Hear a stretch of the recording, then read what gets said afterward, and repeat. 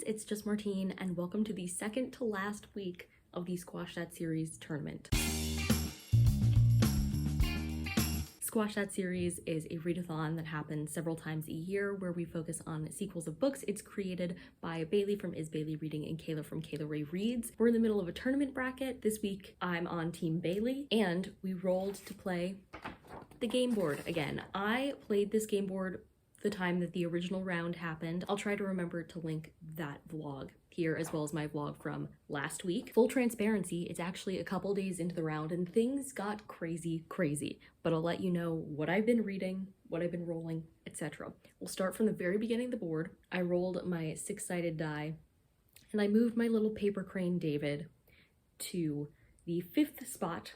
Has an adaptation. And for that, I read The Case of the Cryptic Crinoline, which is an Enola Holmes book. And okay, so some of the previous Enola Holmes books have been made into movies, but also all of them are being made into graphic novels. And specifically, this one has already been adapted into a graphic novel. So either way, it counts. And I ended up giving this 3.5 stars. In general, these are some really fun Sherlock Holmes retellings that focus on his younger sister. And they're like a good time, but they're nothing mind-blowing to me. In this one, I did really like it though, because we were following some repercussions of historic events and stuff. There are always lots of codes and puzzles in these, so it's a fun time. So I finished that one up, earned 1 star for Bailey, and kept right on going. So the next roll that I did, I started on Has an Adaptation, and I ended up rolling another 5, so I landed on second book in a series. For The Case of the Cryptic Crinoline, I had been only 1 chapter away from the end, so I got off to a really quick start, but then when I hit second book in a series, I realized I was not in the middle of any second books.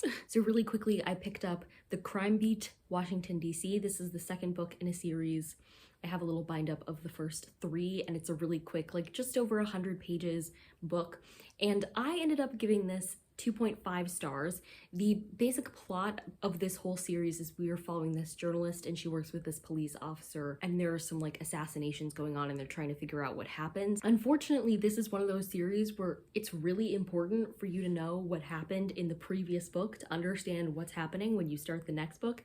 I did not know that, and I started the second book and it's been a while since I read the first one, and so it took me a while to figure out what was going on. But I eventually got there. It's action-packed, quick, but again, nothing special. Then I went in for my next roll. I went from second book in the series and I ended up rolling a 6. So David and I moved to Companion, and I had some trouble identifying a companion to read for this, but I eventually ended up on Love Hacked by Penny Reed, which is the 3rd book in the Knitting in the City series, which is a romance series. We follow the different members of a knitting group. So in this one, we were following Sandra, and she's a child psychiatrist. And I will say that the alarming thing that happened while I was in the middle of reading this book is that Catherine, the leader of the team that we were up against this week, won the game. So that's the end of Team Bailey. We tried our darndest, but like, it happened. The game got called that first day. Catherine won. Congrats, Catherine. So I was like, gosh, I'm in the middle of this book. I don't really know what to do. But then Bailey decided that people can continue playing and collecting stars, and then our active players will be able to redeem the stars to earn different advantages for the last week of gameplay. So we continued on. I kept reading Love Hacked, and I ended up giving it 3.5 stars. I liked it better than some of the other books in the series just because it was weird. Like, I don't know, it was so bizarre and unrealistic. It was crazy, but that also made it really fun because in this one, there's this waiter at this restaurant and he keeps seeing all of her failed first dates, and he like starts making a move on her, but then we figure out like he's got some secrets. It's weird. I'm not even sure I liked the characters in this book. I just know that they were constantly surprising me, and that made them interesting. And so like, I didn't want to stop reading because I had no idea what they were gonna do next. So that's nice, I guess. But I finished that one, and it was time for my next roll. My other rolls were pretty high numbers, but then I ended up landing on a 3, and that brought me to finish a series.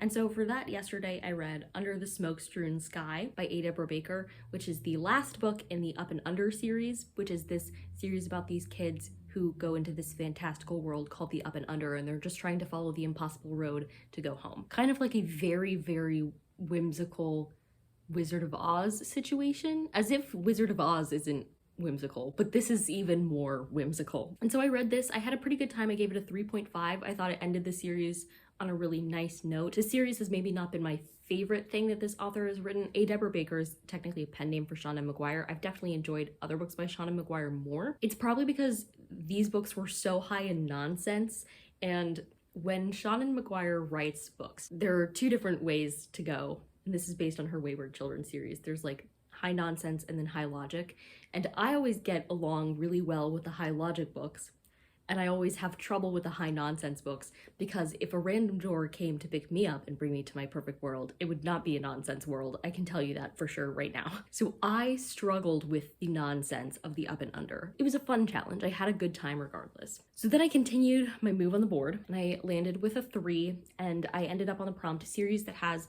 5+ books. So I decided to read the next 2 Magic Treehouse books, because there are well over 5 books in that series, and if a book was under 1 hour, we had to complete the prompt twice. So I read Abe Lincoln at Last and A Perfect Time for Pandas, and to find out my thoughts on that, you're just gonna have to watch our live show for the Magic Treehouse read along this month. And that brings us to this moment where after I finished those Magic Treehouse books, I took a nice roll, a nice gander, and I ended up landing on a sequel someone else read. And Bailey told me that it had to be something that someone else had read during the game board tournament. So I looked, and luckily, speaking of Seanan McGuire, somebody had read Mislaid in Parts Half Known, which just came out and was the next Wayward Children series book. So I started that last night, and that's where we are today. What an intro, right? Reviewing 6 books in an intro. Talk about crazy.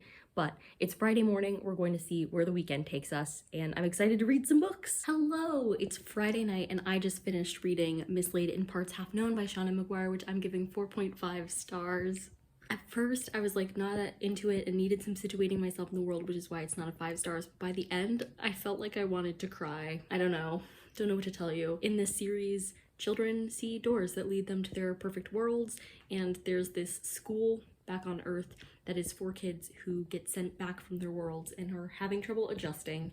And this is, I think, the 9th book in the series, so we're just following some more characters, seeing some more worlds. This one had dinosaurs in it. It was a fun time. Had some hilarious moments. Sumi is one of the funniest characters I've ever read. She's so funny. And then some bittersweet moments, and yeah, just all around a great time. And so then I did my next roll. I ended up getting a 2, so not much progress, but that's something. It could have been a 3 and sent me back halfway through the board, so we're fine for now. The prompt I got is green on the cover. So I'm going to be finishing the last hour that I have left of The Brothers Hawthorne, because it does have some green on the cover. Is it a lot of green? No, but it's there, so it counts. It's 10:30 p.m. and I just finished the board. I read 3 more books tonight, 2 graphic novels, and I finished a book that I was telling you about. But I'll tell you about all of that tomorrow, okay? Sounds good. Good night. Hello, happy morning. I'm here to tell you about what happened when I finished The Brothers Hawthorne and then rolled again and on until I finished the board. I ended up giving The Brothers Hawthorne 3.5 stars, which is pretty on par with the rest of the Inheritance Games books. If you did not know, The Brothers Hawthorne is technically, okay, the way that the author describes it is a standalone, but it is the 4th book in what they're dubbing the Inheritance Games saga. So there's that, which is about to start a 2nd series called The Grandest Game or something. Anyway, so this book kind of bridges those 2 series, the original trilogy and the new series that's coming out soon. And in general, this series is kind of a very puzzly series about this very rich family and this inheritance. This one was pretty fun. We mainly followed 2 of the Hawthorne brothers, Jameson and Grayson. I will say, and this is how I feel about the rest of the Inheritance Games trilogy as well, that neither Jameson nor Grayson is my favorite Hawthorne brother. And so I think it's a real shame that we don't get a lot of time with Xander or Nash, but especially Xander, because everything Xander says makes me laugh. Xander is my favorite Hawthorne brother by a lot. So we got some of him as a secondary character in this, but not as much as I would have wanted. But I do think the 2 plots that we were following in this one, the one for Grace and the one for Jameson, I can't really say anything because they'd spoil the trilogy, were interesting, and I was invested in them.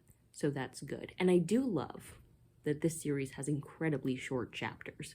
That's a thing that I love in a book. And then I rolled again, and I ended up making it past the last X and everything, thank goodness, and landing on Pubbed in 2021 and 2022. Now, I have been saving a book for if I got pubbed in 2021, but then I realized it was under an hour, so I'd have to complete that prompt twice. Luckily, I figured it out. So the book that I was saving for pubbed in 2021 was Clash by Kayla Miller from the Click series, which is a series of like children's graphic novels. And luckily, the book right after that, Crunch, was published in 2022. So I got one from 2021, one from 2022. I gave both of them 4 stars in general. Like I've really been enjoying this series. I think it's a really great way to teach lessons to kids about growing up. So the lessons that we're focusing on in this one, in Clash, it's what happens when there's somebody that you just don't get along with. For the rest of the series, our main character is Olive, and she gets along with like everybody. So it's interesting to see her in a situation which like she doesn't get along with somebody and how she deals with that. And then in Crunch, we're dealing with like overscheduling yourself and burning out and the feeling of having too much to do, because Olive keeps saying yes to all of these things, especially extracurricular things, and it's really starting to add up and becoming hard to manage. So I like both of those themes to teach kids. I think these graphic novels would have been really helpful to me growing up. So there's that. And that led me to my final role, which was just to either get a new book or to get to the end of the board. Like I knew that the possibility could be that I landed on the last space instead of going over the finish line, but I did go over the finish line. So I officially finished the board. I squashed it, which is good because now my team is kind of like taking a pause on the game board because we've earned enough stars for the rewards that our team captain like wants to get, and we don't want to waste books by finishing books that we could be using for next week just to earn stars that won't add up to get another prize, if that makes sense. So I'm glad that I finished the game board like I did. And because of that, I'm also going to end this vlog here. If you liked it, go ahead and give it a big thumbs up and comment down below what is your favorite TBR game, and subscribe for more reading, writing, and college lifestyle content. And until next time, bye humans, bye.